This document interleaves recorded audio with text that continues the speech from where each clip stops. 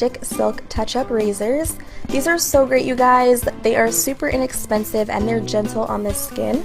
The blade is awesome quality, it gets the job done, it doesn't irritate my skin, and I love how portable these little things are. So I always use a razor to groom my brows. They're really good, really easy to use. You can also use them to shave your face and also exfoliate your face. So if you guys have never heard of shaving your face, it's a really simple, easy thing to do to get your skincare products to work better, one, and two, it helps your makeup to go on a lot smoother. Yeah. I was never able to wear powders before I shaved my face because it would get collected on all my peach fuzz and it looked so powdery and gross.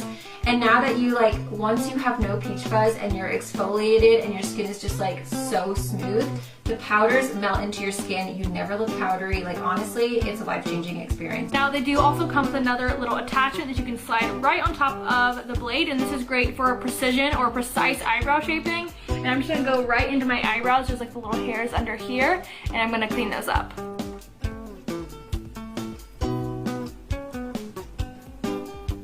They are super amazing quality at a great price, and once you try them, you will not want to ever go without them again.